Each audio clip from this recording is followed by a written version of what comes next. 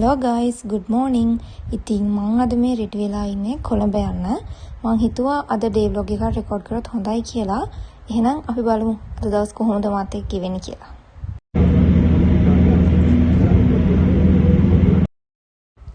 අපි ගෙදරින් උදේ 10ට විතර තමයි පිටත් උනේ. අපිට කොළඹට යන්න ඕනලා තිබේ 12:00ට. ඉතින් මම දැන් කියන්නම්කෝ අපි කොළඹ යන්නේ ඇයි කියලා. මගේ එක ලොකු අම්මා කෙනෙක්ගේ අයි ඔපරේෂන් එකක් කරලා තියෙනවා. යාගේ අර ඇහි සුද වගේ ඇවිල්ලා යාගේ හැට කාචයක් දාලා තියෙනවා.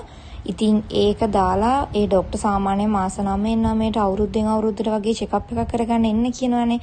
අන්න ඒ චෙකප් එක කරගන්න තමයි අපි අද මේ යන්නේ. අපි අපොයින්ට්මන්ට් එක දාලා තිබ්බේ නවලෝක හොස්පිටල් එකේ. අපි කොහොම හරි 12 විතර වෙනකොට කොළඹට ගියා. ඊට පස්සේ හොස්පිටල් එක ඇතුළේදී ડોක්ටර්ට පෙන්නන්න කලින් එයාලා වෙනම ආයේ ඇහි චෙකප් එකක් කරලා අයි ඩ්‍රොප් එකක් දාලා ටික වෙලාවක් එයාලට ඉන්න කියනවා. ඊට පස්සේ තමයි ડોක්ටර් චෙක් කරන්නේ. ඉතින් ඔය විදිහට ඒ ප්‍රොසීඩියර් එක ඉවර වුණා. එතන ඒ නවලෝකයේ හොස්පිටල් එකේ ගහලම තියෙනවා වීඩියෝ කරන එක ඔඩියෝස් ගන්න එක තහනම් කියලා. ඉතින් ඒ හින්දා මම මුකුත් වීඩියෝ කරන්න ගියේ නෑ. ඔය විදිහට කොහොම හරි ලොකු අම්මව ડોක්ටර්ට පෙන්නලා අපි 1:00 විතර වෙනකොට එළියට ආවා. ඊට පස්සේ අපි යන්න ඩිසයිඩ් කරගත්තා. එතන ඉඳන් විනාඩි 8ක විතර තමයි දුරකින් තිබුණේ බටර් බුටික් එක. අපි මේ පාර ගියේ එයාලගේ රොස්මඩ් ප්ලේස් එකේ තියෙන බටර් බුටික් එකට. එහෙනම් අපි ඇතුළට ගිහින් බලමු එයාලගේ තියෙන දේවල් මොනවද කියලා.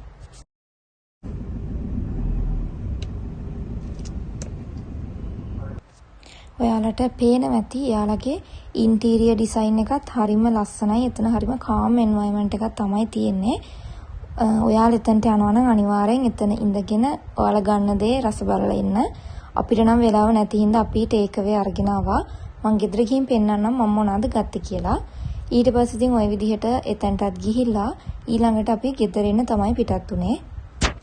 ඊට පස්සේ අපි එන අතරමඟදී හවස 3:00ට විතර මෙන්න මේ පසින්දු කියන රෙස්ටොරන්ට් එකට ගිහිල්ලා අපේ ලන්ච් එක ගත්තා. ඒ රෙස්ටොරන්ට් එකේ ලන්ච් එක arrange කරලා තිබ්බේ බුෆේ එකක් විදිහට. ඉතින් කොහොම හරි මට ඒක ඇතුලේ නම් වීඩියෝස් ගන්න බැරි වුණා. ඇත්තට මට අමතක වුණා. ඉතින් කොහොම හරි අපි ওই විදිහට මෙතනින් ලන්ච් එකත් අරගෙන ඊට පස්සේ ගෙදර එන්න තමයි පිටත් උනේ.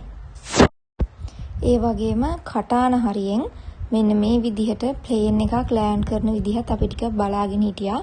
මං හිතුවා ඒ වීඩියෝ ක්ලිප් එකත් මේකට ඇඩ් කරොත් හොඳයි කියලා.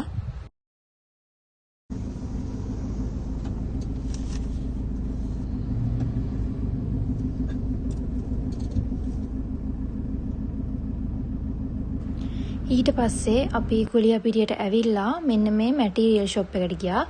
මේ ඉන්න ආන්ටිව අපි අඳුරනවා. අලුතින් මැටීරියල්ස් ආවම ඒ ආන්ටි අපිට කතා කරනවා. ඉතින් ඒ හින්දායි අද අපි මෙතනට ආවේ. හරි මම දැන් තමයි ගෙදර ආවේ. මං හිතුවා මං අද ගත්ත දේවල් මං අද ගත්ත මැටීරියල්ස් ඔයාලත් එක්ක ෂෙයා කරගත්තොත් හොඳයි කියලා. එහෙනම් අපි බලමු. මුලින්ම මං ගත්තා මෙන්න මේ මස්ටර්ඩ් yellow color මැටීරියල් එක. මේ මැටීරියල් එකේ මෙන්න මේ විදිහට ඩිසයින් එකක් ගිහින් තියෙනවා. ඔයාලට පේනවා ඇති නිකන් එම්බෝස් කරලා වගේ හරිම ලස්සනයි. ඒ වගේම මේ මැටීරියල් එක ස්ට්‍රෙච් වෙනවා. ඒ හින්දා මේ මැටීරියල් එකෙන් ලස්සනට අපිට අර බොඩි කෝන් ඩ්‍රෙසස් අර ඇඟ හැඩට තියෙන කෙනෙක්ට ලස්සනට මහන්න පුළුවන්. මම මේකෙන් යාර එකමාරක් තමයි ගත්තේ. ඊළඟට ඒකෙන්ම රෙඩ් කලර් එක ගත්තා. හරිම ලස්සනයි. ඒක අපේ ස්කින් කලර් එකත් එක්ක හොඳට කම්ප්ලිමන්ට් කරනවා.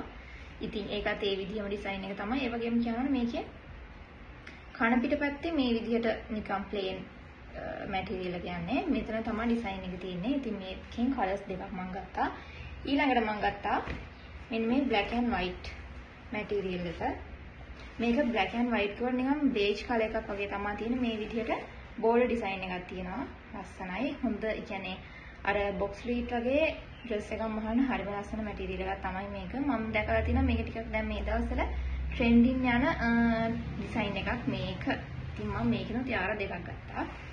ඊළඟට මෙන්න මේ beige and blue. මේකේ කලර් එකත් white නෙවෙයි. මේකේ කලර් එකක් නිකන් beige cream කලර් එකක් තියෙන්නේ. මේකත් මේ විදිහ නිකන් අර මේ විදිහේ print එකක් තමයි ගිහින් තියෙන්නේ. මේකත් හරිම ලස්සනයි. ඒ වගේම මැටීරියල් එක ඇඟට හරිම comfortable.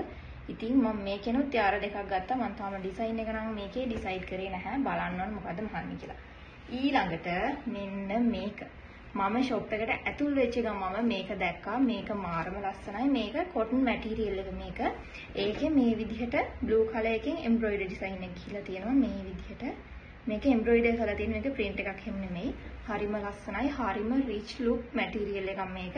ඒ වගේම අර හොඳට ලස්සන ගවුමක් මහුවොත් හරිම ලස්සනට තියෙන මේ මැටීරියල් එක.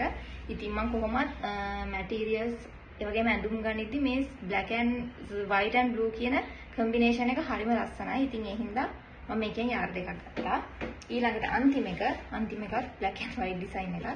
මෙන්න මේක මේ විදිහට මේ මැටීරියල් එක නම් cotton නෙවෙයි polyester mix එකක් මේක. ඉතින් මේකත් මම ගත්තා. ඒකේ print එකත් හරිම ලස්සනයි. ඉතින් මෙන්න මේක තමයි මම අන්තිමට ගත්ත මැටීරියල් එක.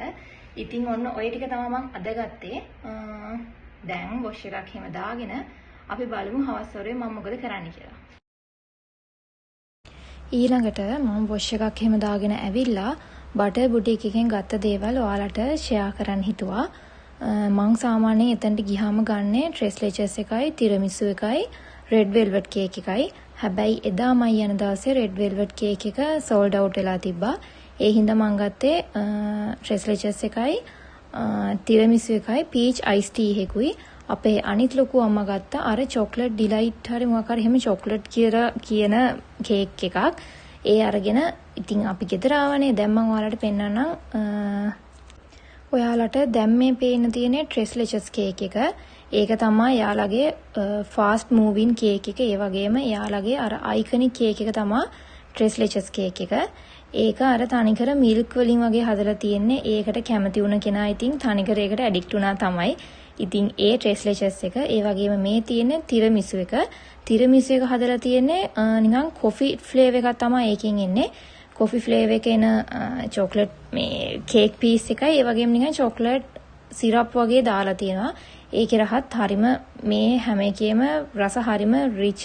කියන්නේ හොඳට මේ අර අලුත් ෆ්‍රෙෂ් ගතියේ හැමදේම මේ කේක් වලින් එනවා. ඒක තමයි යාලා මේ තරම් ෆේමස් වෙලා තියෙන්නේ. ඊට පස්සේ ඉතින් ටික වෙලාවක් ඉඳලා ඩිනර් එකත් අරගෙන රෑ වෙලා මම අලුතින් ඩ්‍රාමා එකක් බලන්න පටන් ගත්තා. කේ ඩ්‍රාමා එකක්. ඒක බල තමයි මේ ඉන්නේ. ඉතින් ඔන්න ওই විදිහට තමයි අද මගේ දවස ගෙවුනේ. මං හිතනවා ඔයාලා මේ වීඩියෝ එකට ආස වෙන්නේ නැති කියලා. එහෙනම් thank you so much for watching guys. See you in next video. Bye.